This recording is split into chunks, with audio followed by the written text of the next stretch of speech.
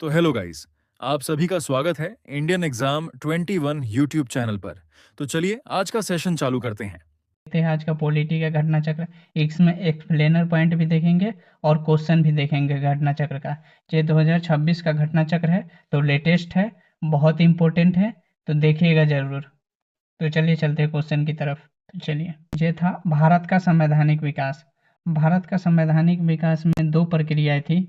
एक था east India company का शासन कब से कब तक चला था, और दूसरा था ब्रिटिश क्राउन का शासन कब से कब तक चला था, उसके बारे में पूछ रहा है। तो यहाँ का था ईस्ट इंडिया कंपनी के शासन हेतु पारित ब्रिटिश संसदीय अधिनियम।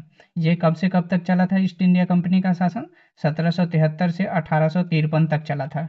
और ब्रिटिश ताज के शासनाधीन पारित अधिनियम, यानी ब्रिटिश ताज का शासन कब से कब तक चला था? तो 1858 से लेकर 1947 तक चला था। ब्रिटिश ताज का नियम यानी ब्रिटिश क्राउन का नियम चला था।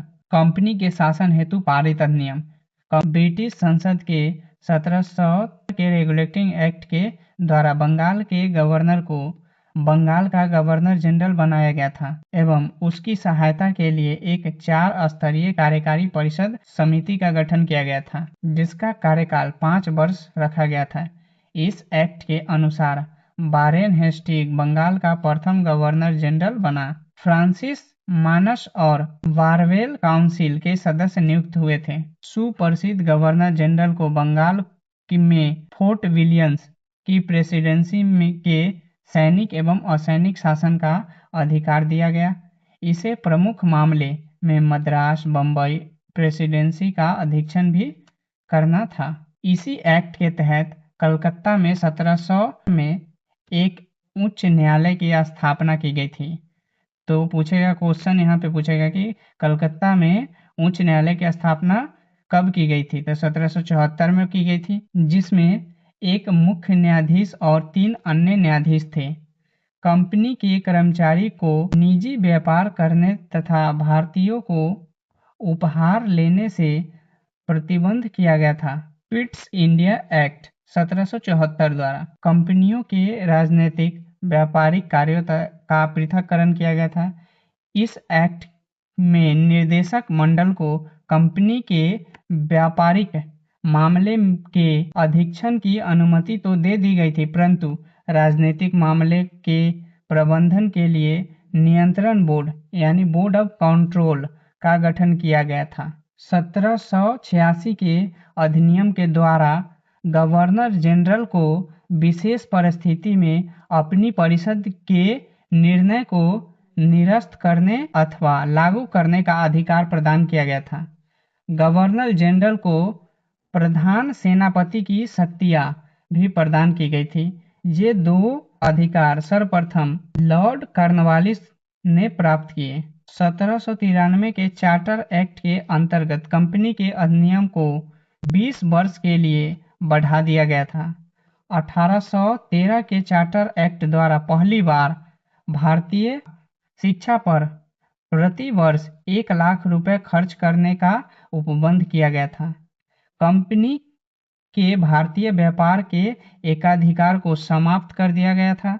यद्यपि चीन के साथ तथा चाय के व्यापार पर उसका एकाधिकार बना रहा था। 1833 के चार्टर एक्ट द्वारा बंगाल के गवर्नर जनरल को संपूर्ण भारत का गवर्नर जनरल बना दिया गया था। तो यहाँ पे क्वेश्चन पूछेगा कि संपूर्ण भारत का गवर्नर जनरल किस एक्ट के द्वारा बना गया? तो 1833 के चार्टर एक्ट के द्वारा। इस चार्टर एक्ट की धारा 87 के अनुसार कोई भी भारतीय केवल धर्म, जन्मस्थान, वंश और वर्ग के आधार पर सरकारी सेवा के लिए अयोग्य नहीं समझा जा सकता था। देश की शासन प्रणाली का केंद्रीकरण कर दिया गया था। लॉर्ड विलियम बेंटिक भारत का प्रथम गवर्नर जनरल बना था।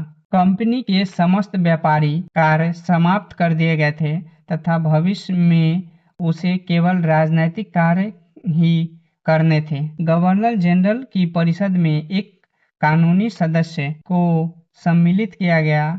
सर्वप्रथम मैकाले को कानूनी सदस्य के रूप में शामिल किया गया। इस एक्ट के तहत सुप्रसिद्ध गवर्नर जनरल को पूरे भारत के लिए कानून बनाने का अधिकार प्रदान किया गया। इसी एक्ट में नियुक्तियों के लिए आयु संबंधित मापदंड अपनाकर भेदभाव को समाप्त कर दिया गया। 1853 के चार्टर एक्ट द्वारा विधायी शक्तियों को कार्यपालिका शक्तियों से पृथक करने की व्यवस्था की गई। विधि निर्माण हेतु गवर्नर जनरल की विधायी परिषद की स्थापना की गई, जिसे आगे चलकर भारतीय विधान परिषद के नाम से जाना गया। सिविल सेवकों की भर्ती एवं चयन हेतु खुली प्रतियोगिता का शुभारंभ किया गया था। आज का पहला क्वेश्चन देखते हैं। निम्नलिखित में से किस अधिनियम में कलकत्ता में सर्वोच्च न्यायालय की स्थापना की गई थी? तो ये अभी हमने बताया था तुरंत, रेगुलेटिंग एक्ट 1773 के द्वारा। तो ये इज करेक्ट आंसर हो जाएगा इसका। ये देखिए यूपीपीसीएस में पूछा गया है 2010 में क्वेश्चन। आज का दूसरा क्वेश्चन, सर्वोच्च न्यायालय की स्थापना के संबंध में निम्नलिखित में से कौन सा कथन सही है? कलकत्ता में सर्वोच्च न्यायालय की स्थापना 1700 के रेगुलेटिंग एक्ट के द्वारा की गई थी। हाँ, तो ये तो सही होगा। लेमेस्टर इस न्यायालय के प्रथम मुख्य न्यायाधीश थे? तो नहीं, लेमेस्टर नहीं थे इसके प्रथम मुख्य न्यायाधीश, सर एलिजा इम्पे थी। तो ये गलत हो जाएगा। ये थे सर एलिजा इम्पे, ये थे। तो A is A correct answer. सूची 1 को सूची 2 से सुमेलित कीजिए। तो पहला क्या कह रहा है? नियंत्रण परिषद की स्थापना किस, तो पहला कह रहा है नियंत्रण परिषद की स्थापना किस अधिनियम के द्वारा की गई थी? तो ये की गई थी पिट्स भारत अधिनियम 1784 के द्वारा। था 1 का हो जाएगा 2। सर्वोच्च न्यायालय की स्थापना किस अधिनियम के द्वारा किया गया था? तो 1753 के रेगुलेटिंग एक्ट के द्वारा किया गया था। तो इसका 1 हो जाएगा। इंग्लिश मशीनरी को भारत में कार्य करने की अनुमति है? तो ये किस अधिनियम के द्वारा जोड़ा गया था? तो ये चार्टर अधिनियम 1800 के द्वारा। गवर्नर जनरल की परिषद में कानूनी सदस्यता की नियुक्ति, तो ये होगा चार्टर अधिनियम 1800 के द्वारा। तो इसका B is A correct answer. आज का चौथा क्वेश्चन, निम्नलिखित में से भारत के अंग्रेजी शिक्षा की नींव पड़ी किस एक्ट के द्वारा? भारत शिक्षा की नींव पड़ी थी, अंग्रेजी शिक्षा की नींव पड़ी थी 1833 का चार्टर एक्ट के द्वारा, general committee of public instruction 1823 द्वारा, प्राच्यविद एवं आंग्ल विद विवाद, तो ये तीनों द्वारा पड़ा था। तो इसका हो जाएगा D is a correct answer. आज का 5 नंबर क्वेश्चन, किस अधिनियम के द्वारा ब्रिटिश संसद ने चाय और चीन के साथ व्यापार को छोड़कर ईस्ट इंडिया कंपनी के भारत के साथ व्यापारिक एकाधिकार को समाप्त कर दिया गया था? तो बताइए कौन सा एक्ट के द्वारा समाप्त कर दिया गया था? तो इसका सही आंसर होगा 1813 का चार्टर अधिनियम। तो A is A correct answer. Charter act 1813 के संबंध में निम्नलिखित कथनों पर विचार कीजिए। इसने भारत के ईस्ट इंडिया कंपनी के व्यापार को चाय का व्यापार तथा चीन के साथ व्यापार को छोड़कर समाप्त कर दिया गया था। इसने कंपनी द्वारा एकाधिकार में लिए गए भारतीय राज्य क्षेत्र पर ब्रिटिश राज की संप्रभुता को सुदृढ़ कर दिया गया था। तो ये दोनों तो सही है, 1 और 2 तो सही है। भारत का राजस्व अब ब्रिटिश संसद के नियंत्रण में चला गया था ना, ये गलत है, इंडिया के नियंत्रण में आ गया था। तो इसका हो जाएगा 1 और 2, इज करेक्ट आंसर। किस अधिनियम ने भारतवासियों को अपने देश के प्रशासन में कुछ हिस्सा लेना संभव बनाया? तो ये था वो एक्ट, चार्टर एक्ट 1833। तो A is A correct answer. Thank you for watching. Next class में देखेंगे भारतीय संविधान की प्रमुख विशेषताएं। तो मिलते हैं नेक्स्ट क्लास में। ऐसा ही इंफॉर्मेटिव वीडियो देखने के लिए हमारे चैनल को सब्सक्राइब करें और वीडियो को लाइक जरूर करें।